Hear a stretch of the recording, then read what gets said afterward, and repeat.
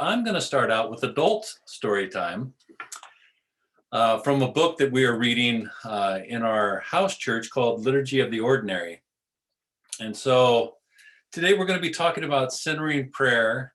And I just wanted to start out a little bit about silence because the two are very well connected. And I just wanted us to do a little evaluation of our lives around silence and, how well we do with silence, how much silence we have in our lives. So just be thinking about that. But let me read this. My typical morning routine was that shortly after waking, I'd grab my smartphone. Like digital caffeine, it would prod my foggy brain into coherence and activity. Before getting out of bed, I'd check my email, scroll through the news, glance at Facebook or Twitter. Sound familiar? I'm getting a lot of vibes that this is a lot of me in this story already. If humans rescue a baby animal in the wild, the animal is said to be imprinted. It accepts the human as its mother. From that point on, it will believe that all good things come from people. It is no longer wild and cannot live on its own. My morning smartphone routine was brief, no more than 5 or 10 minutes, but I was imprinted. My day was imprinted by technology, and like a mountain lion cub attached to her humans, I'd look for all good things to come from glowing screens.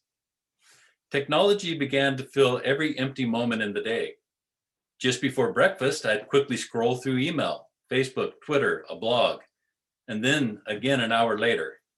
I'd ignore my kids' persistent calls for milk and snacks with the distracted, "Hold on," as I vaguely skimmed an article. I'd sneak in 5 minutes online as they ate lunch. I'd return from an errand and sit in the driveway with the car running, scrolling through the news on my phone. And then I'd check my screen again before bedtime. Throughout the day, I was fed a near constant stream of news, entertainment, stimulation, likes, and retweets. Without realizing it, I had slowly built a habit, a steady resistance to, and a dread of boredom. Then I want to include this part, which is a separate little story, which I find quite funny. And I am not alone. A fascinating and somewhat disturbing study out of the University of Virginia showed that given a choice, many people preferred undergoing electric shock to sitting alone with their thoughts. The study participants were exposed to a mild shock. All of the participants reported that they did not like the shock and would pay money not to undergo it again. But when left alone in an empty room with a shocker button that they could push to get the shock, when they were left alone in a room with a shocker button for up to 15 minutes, with all distractions removed, unable to check their phones or listen to music, 2/3 of men and 1/4 of women in the study chose to voluntarily shock themselves rather than sit in silence. I found it humorous, but I think it's a good point. So I just want to do a little evaluation on our lives and on your life. I want you to think for a second here. Let me just share my screen with you quickly. All right. So, do you feel like you have too much, too little, or just about the right amount of silence in your life? Just do a short evaluation of your life and your normal day. Too little, too much, or just about the right amount?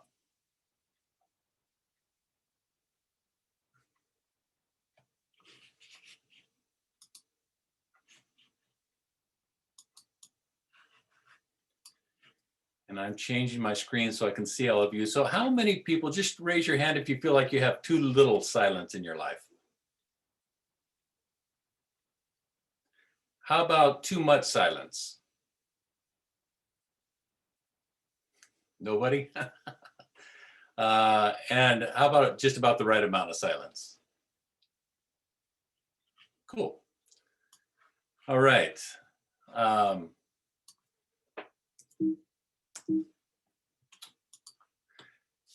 Do you find yourself avoiding or resisting silence, and why? You don't need to answer this out loud. Just think about, do you find yourself avoiding or resisting silence, and why?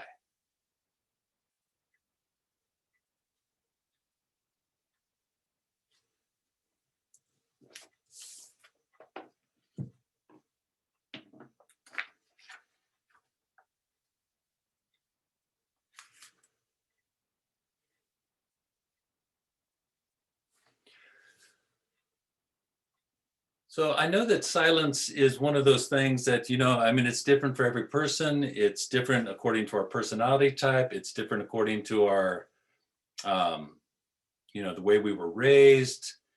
It can be different for us depending on our age. When I was younger, I didn't like silence very much. And the older I've gotten, the more I appreciate silence and actually enjoy it. Although just last week I had a night where both kids were gone. Deline was spending the night with her mom, and I was home all alone, and I realized I like some silence. I don't necessarily like a whole evening's worth of silence. So I think the one thing we could probably agree on in our lives, there's probably not, at one time in history, silence was just a normal part of the day, and people experienced it a lot more. But as technology and other things have advanced, we've kind of been inundated with words, images, just things throughout our day that we can access.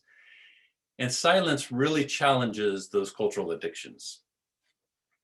This can even carry over into our churches and our relationship with God. And silence invites us to kind of leave that behind, leave behind the competing demands of the outer world, and to really focus more fully on God and our inner life. So that's what we're going to talk about today a little bit. So I want to start out with a few definitions.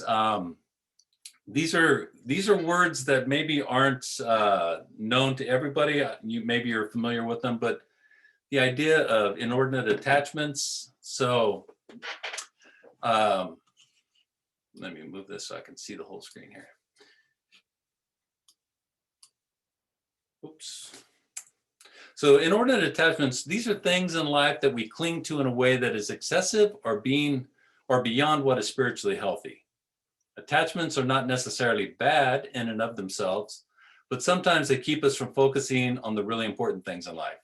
So, for instance, it's not bad to want other people to think well of you, right? To have society think well of you in general, or to have your friends think well of you.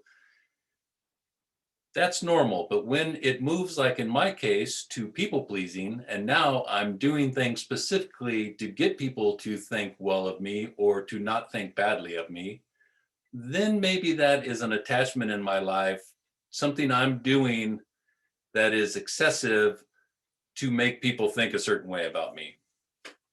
Another way to think about an inordinate attachment is think of something that causes you to overreact.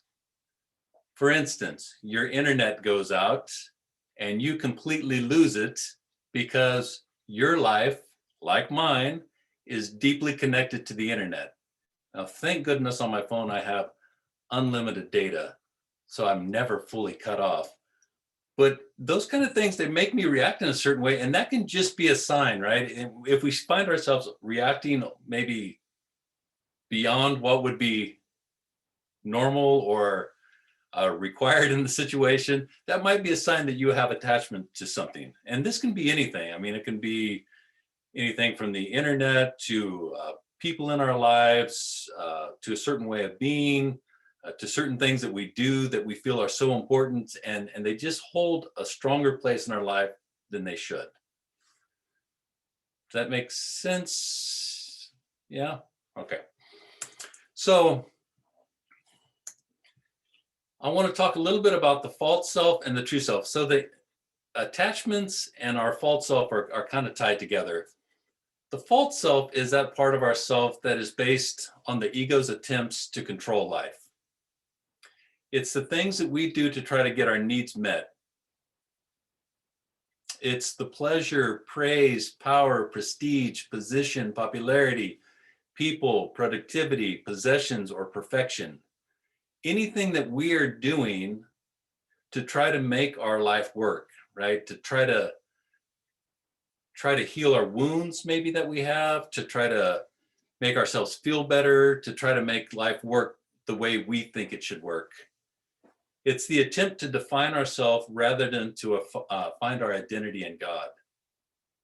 This is what is normally referred to as the false self. Now, not all of it is bad. Your false self is kind of like the old man, maybe, or the old person in the Bible, as we talk about shedding that and putting on the new person. That is, it's something that we all have, that we all deal with. It's not necessarily bad, but it can draw us away from God, and it can make us try to live life in a way that is in our control. So basically, the false self is defined by these three things. We typically define ourselves by what I do, or what I have, or what others think about me. So, for instance,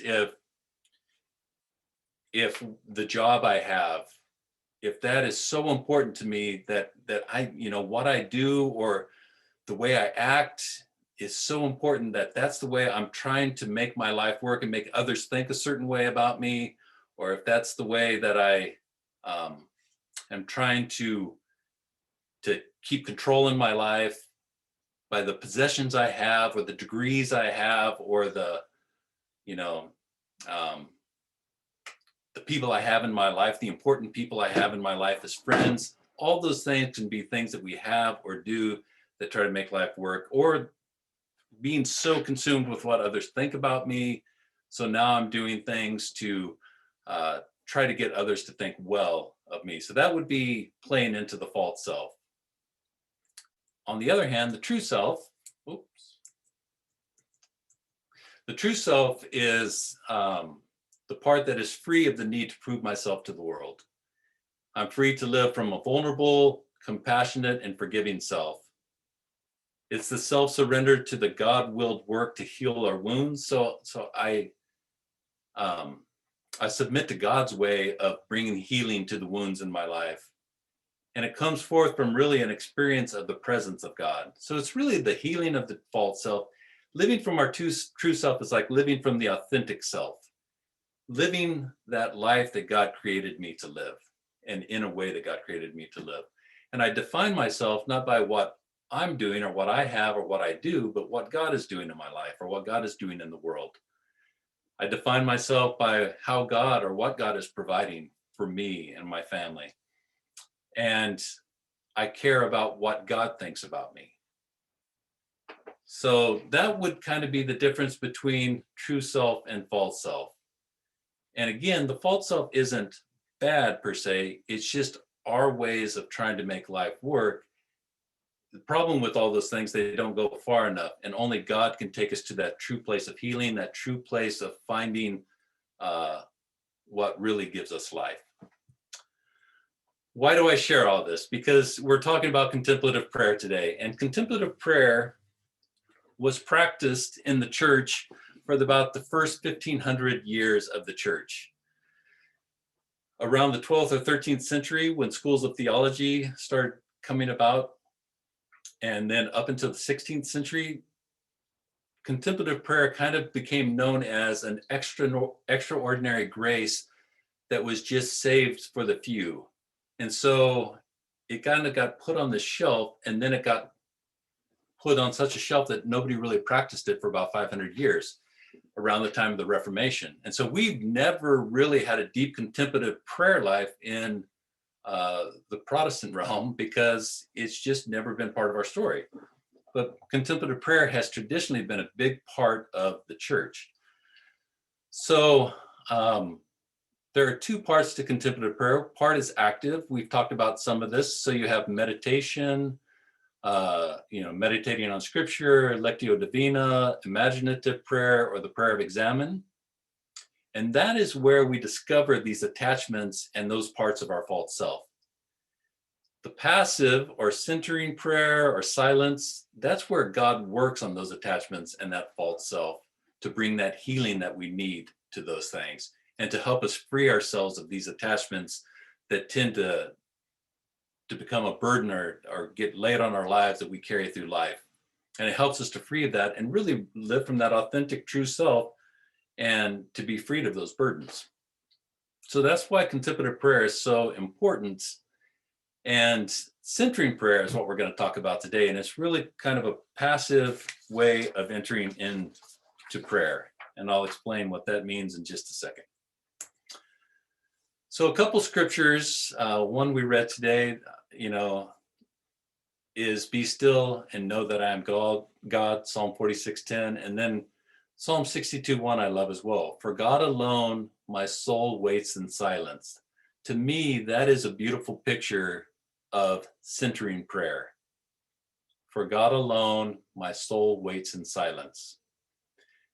And then in scripture, we also see Jesus often withdrawing to a quiet, secluded place to be with the Father. These are ways of him connecting that deep inner presence with his Father and gaining the strength and just being with him in a way that really works on creating that union or that intimacy together with the Father. And similarly, when we practice centering prayer, that's what happens in us. It creates a deeper union or intimacy with God. So, centering prayer. A few things I'd like to say about centering prayer. It's not a way of turning on the presence of God, but rather it's a way of saying, here I am. Here I am, God. And we'll get into the method of centering prayer in just a second, but the idea isn't like, oh, this is some way for me to go in and just turn on the presence. No, this is a way to bring myself to God and just present myself before God, just as I am. It's a place where I relinquish control and I have no expectations. And this is, I think, a very interesting thought, is the idea that not only do I not have expectations for our time together, like I don't put that expectation on God, you need to work in a certain way. But I don't put any expectations on myself either. I just come as I am. I come fully vulnerable to God. And I just say, here I am. And God, this is your time. Do with it whatever you want to do with it. It's a way to be present to God. It's a place of healing for the false self. We've talked about that. And then again, this is the place of union or intimacy with God. It's just a way of being with him. So the method to this madness is so simple. And I find that centering prayer is actually one of the most simple ways of praying, and yet one of the most difficult prayers to understand for people, because maybe I can explain it in the sense that if your child or your best friend says to you, will you come spend time with me? And you agree to go spend time with that friend or that child with no agenda. You just say, I'm going to show up, and anything you want to do, I don't care. I'm here because I want to be with you. That's the spirit of centering prayer. So you start with the prayer word. This can be anything. This is just a word that as you will use this later in this method, but it's a word that you choose that has some meaning to you. It doesn't have to have great meaning necessarily, but just something to kind of recenter your thinking as thoughts and distractions come. It's the word that you'll use to kind of bring your thoughts back to God or bring yourself back to God. So for instance, mine is Abba, I belong to you. I don't know why I use that. Somewhere in my life that became important to me, and it's just been a phrase that I've used for a long time. And sometimes I just say Abba. And so when I'm practicing this and my thoughts begin to drift and go other places, I just say Abba, I belong to you, and I kind of bring myself back to be present to God. So choose your prayer word, whatever. It can be one word, it could be a phrase, it could be a short verse. It's not important. It just needs to be your word and whatever you choose.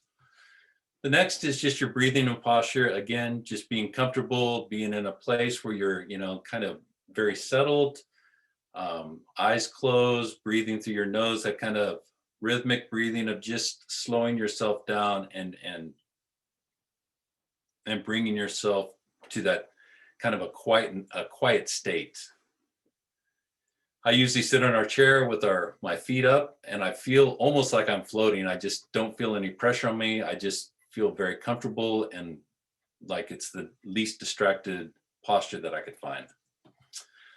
Now, dealing with thoughts. So as you do this, so you pick your prayer word, you basically just quiet yourself before God in silence. And then before you know it, all kinds of thoughts will be coming. And Father Thomas Keating, who was really a guru on centering prayer, he says, you don't fight the thoughts as they come. They're not your enemy. You don't take a baseball bat and swat them away. You just gently let them go. They come, they're not bad. But as you get distracted or your thoughts wander or a thought comes, just use your prayer word to kind of recenter yourself and bring yourself back into the presence of God. And then you can, think about it in the sense of, you're in an office building on the 7th floor, you can hear traffic going by on the street. Well, after a while, you don't notice that traffic anymore, right? It's just kind of white noise. It's going by, but you don't really pay attention to it. It's a similar kind of thing. Your thoughts will always kind of be there and they'll always come, but you will learn to pay less attention to them the more you practice centering prayer. And they'll just kind of come and you'll center yourself back and you won't really pay all that much attention to the thought. You'll just let it go because again, you're just wanting to be together, present to God and in his presence and enjoying his presence and allowing him to enjoy you in the similar way.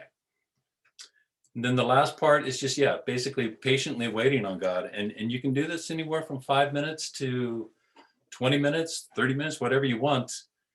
I will say the more that you practice centering prayer, the more that those minutes will fly by quite quickly. The other day I was sitting for, I think, 20 minutes and I had the thought, oh man, I must be about halfway through my time. And then all of a sudden my timer went off and I was like, wow, that was already 20 minutes. And so sometimes, you'll just find yourself at that deep place of peace and silence and connection to God. That's the time you'll learn the time will go by much faster. In the beginning, it might feel like forever. 5 minutes might feel like a long time. So I don't want to spend a ton of time on that. I just want to touch on one thing, and I'll open it up to questions in case people have any questions. I just want to talk about, why would we do this type of prayer? Really, again, it's for union and intimacy with God. And freeing ourselves from the attachment and the false self, all the things that are within us that we feel like we have to do to make our life work or to be important, or it just brings that freedom from that. We're allowed, we're healed from our wounds and we can let those things go. And then also counterintuitively, it often moves us to action. Elizabeth O'Connor, she said, the farther inward you go, the farther outward you can go. And the desert fathers and mothers always felt that their contemplative lives drove them into the hurts of their neighbors and the brokenness of the world. And so there's almost this counterintuitive nature about it that, it's not navel gazing and just being so self-centered. Matter of fact, it's the opposite of that, because you're really centered on God and your attention is given to God. And so, so as we do that, it really frees us up and we are allowed to move into the world actually more free and more powerfully in the name of Christ with the love of God. So with that, I'm going to stop sharing my screen so I can see all of you again. And I will open it up to any questions you have. I find that centering prayer sometimes just works better if people can ask a question to clarify.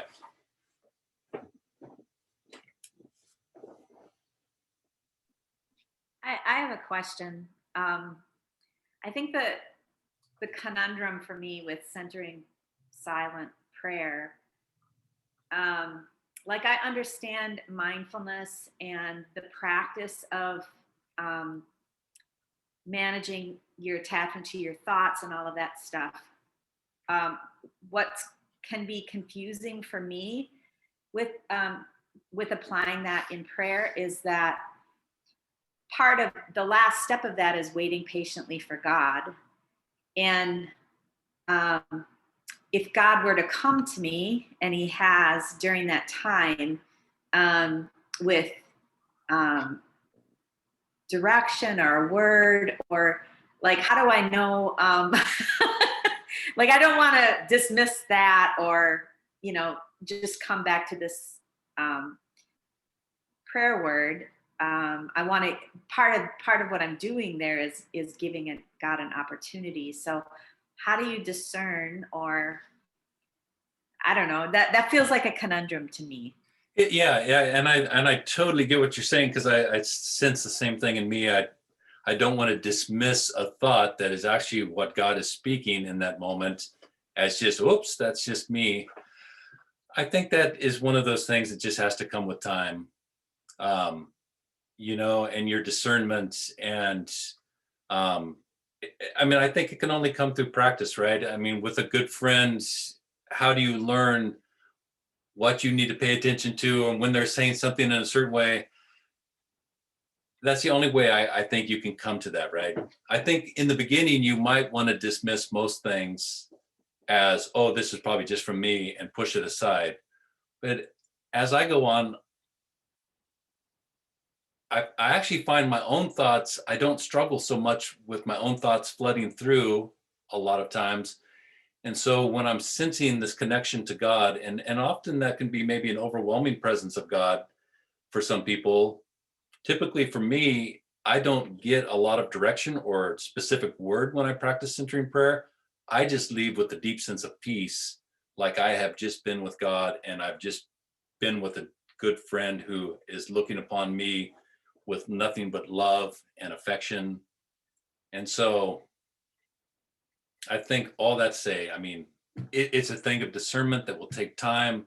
And as you practice it, it will become clear, or more clear, when it is from God and when it is just one of your thoughts, and something that you need to kind of let go. But yeah, that can be, and I think God is persistent. If there's really something God's wanting to say to you, he will say that to you. And again, it doesn't have to happen in that centering prayer time. God can keep bringing that to us. And I think that is the other thing. As we quiet ourselves, we will begin to hear more from God throughout our day as well.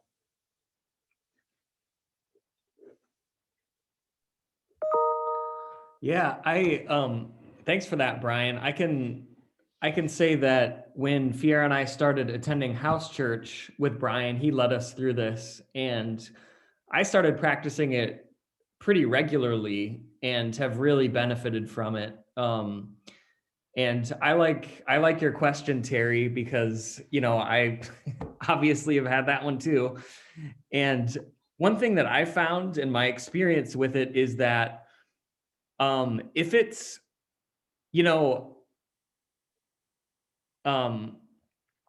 sometimes I feel like the thoughts that come to me from God sort of surprise me, or take me by surprise, and they feel more imaginative to me. I don't know if that makes any sense or not. But also, as I was reading about this kind of prayer, I can't remember where I read this, but the writer said that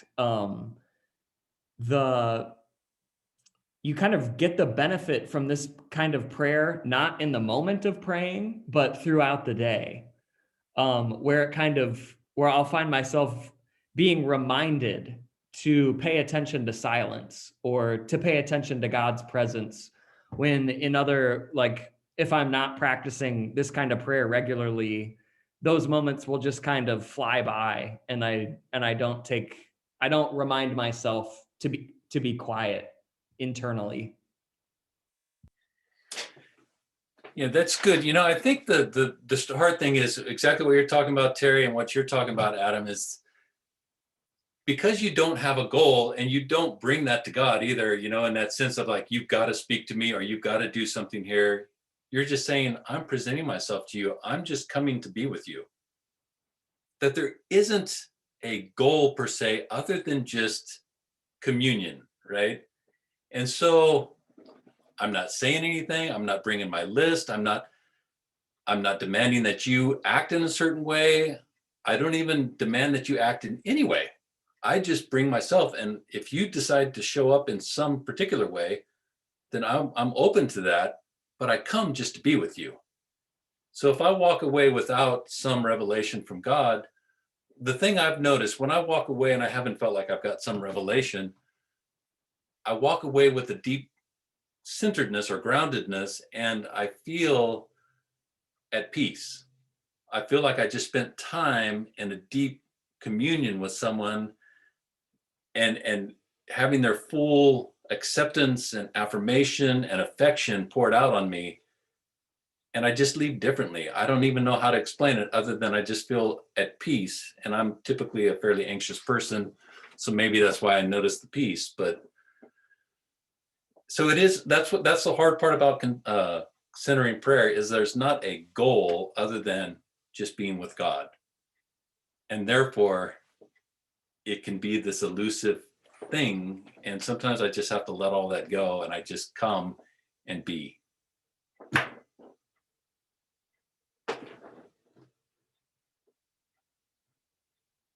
The look on your face, Fiera, is telling me that that's the look I have on my face. I think like, yes, I'm thinking about that.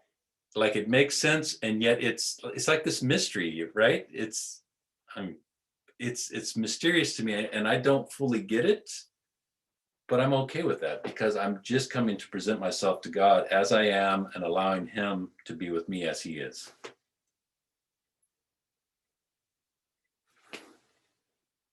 Any other questions or thoughts? Bryan, I loved how you used the words freedom from burden. And when you're thinking about your false self and what drives that false identity compared to your true self on how God intends you to be, oftentimes when I'm feeling burdened or overwhelmed, chances are that's stemming from my false self. And yeah, what if we could truly have freedom from our burdens and separate the true and false self of ourselves? Yeah, I think that's the thing that you might begin to notice a lot in this kind of prayer and contemplative practices. You'll become much more aware of those things that you are probably carrying or doing in your day that are kind of coming from that place to, from your attachments or your false self. Definitely. Yeah. Thanks, Bryan. I thank you for kind of breaking it down the way that you did. I thought it was really helpful rather than just like be silent without any expectation. Like, found that really helpful. I guess my question is, and I know this could be different for everybody, but like, how do you personally, Bryan, kind of time-wise or schedule-wise, like integrate other types of prayer along with that? Like, is contemplative or is centering prayer the only kind of prayer that you spend time with, or like intercessory, etc.? Yeah, I do a lot of things before I usually get to centering prayer. So in the morning, like I'll do a pray as you go or a Lectio 365 on the app. I read a Richard Rohr meditation every day. And I do other things. And then maybe the last 20 minutes of my morning time I'll spend in centering prayer.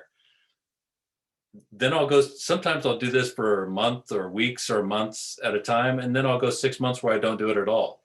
I'll try it and I just can't seem to get there. And there'll be a lot of resistance. And so I don't force it. And then I kind of wait for that season to open up again. And so I kind of come and go with it.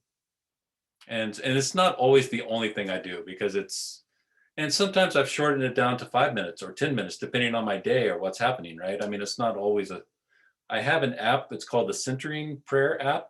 And it has a little, gong that goes off to start your time and one when you're done. So I don't have to think about how much time it's been. And that's really helpful. And I work it in, and if it just doesn't seem to be connecting, then I don't do it. But I would say, like, if you want to practice it, give it a week or two when you're first starting out. If you've never done it, just to give it a go. But if it's not connecting with you, just maybe something that you come back to in a month or 2 months or 6 months and try it again. There's no magic formula, and I think the biggest thing is to be gracious with yourself. Like, God sees your intention of bringing yourself to him.